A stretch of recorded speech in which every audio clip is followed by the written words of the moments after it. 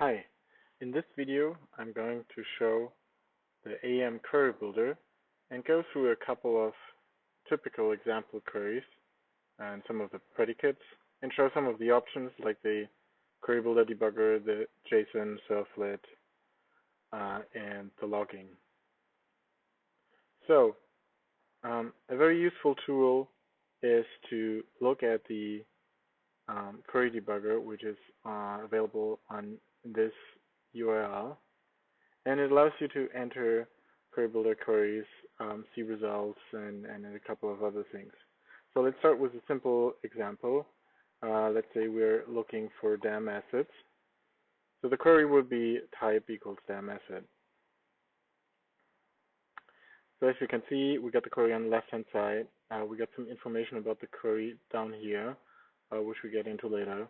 On the right-hand side, you'll see the underlying express query that was executed, which can be helpful in figuring out the performance of the query and the use of indexes. Filtering predicates if they are part of the query, in this case not, and our results with a couple of links to the results. For example, we got a link to Content Explorer in this case. We got a link to CRXD for that same path. We got the UL with HTML at the end. In this case, it doesn't do anything. And the same with the JSON at the end. So to give you kind of the typical Sling or AEM URLs. Okay, let's go back and let's do some more queries. So we've been searching for DAM assets all over the repository. Let's restrict that to a path. Let's say we have this project we retail inside DAM, and we want to just search in there. So that's it. So we see the express query being updated and different results within that folder. So let's look only for assets with a certain MIME type. So we got to use the property predicate here, and we are looking at this standard asset property that gives us the MIME type, and we are looking for for a couple of JPEGs.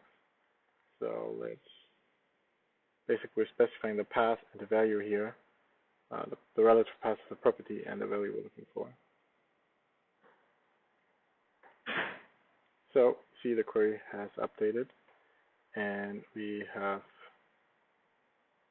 just JPEG results.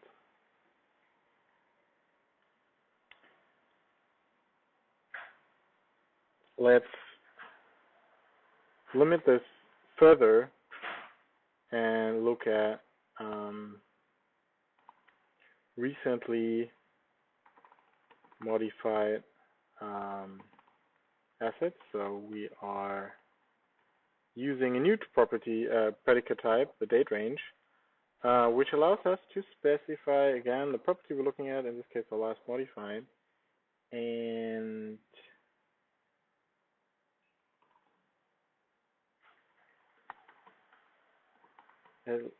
lets us easily specify kind of lower and upper bounds. In this case, we want to look for everything that has changed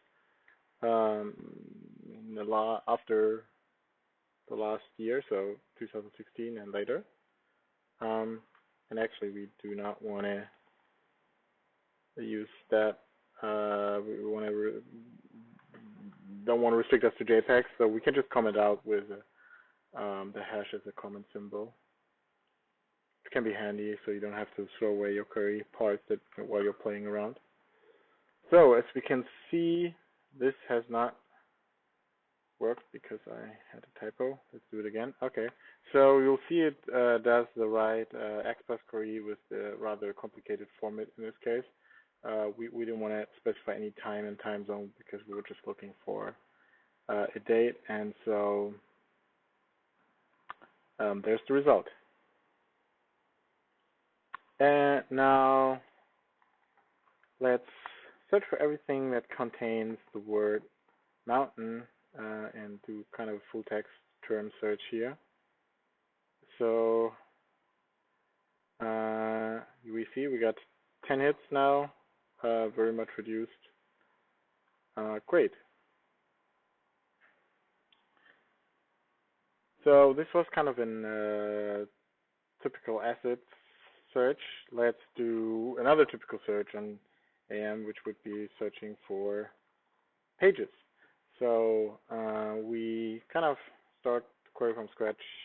We have CQ page as the type, and let's look at pages that have a specific title. In this case, we're going to do a look for an exact match instead of a full text by saying we want to look at all pages that have a title. And we see, oh, there's none. And it turns out that probably the title is not necessarily on the page itself, on the page root node.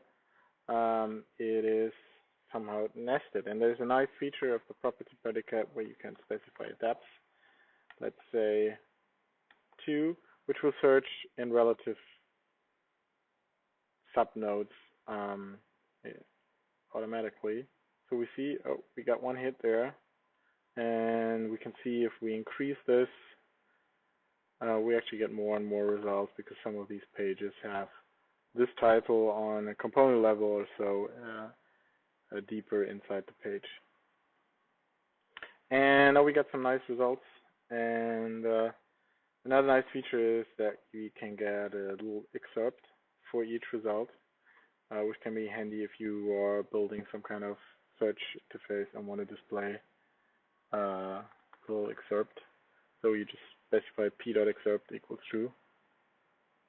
And we'll see the excerpts popping up here for those pages where an excerpt is available.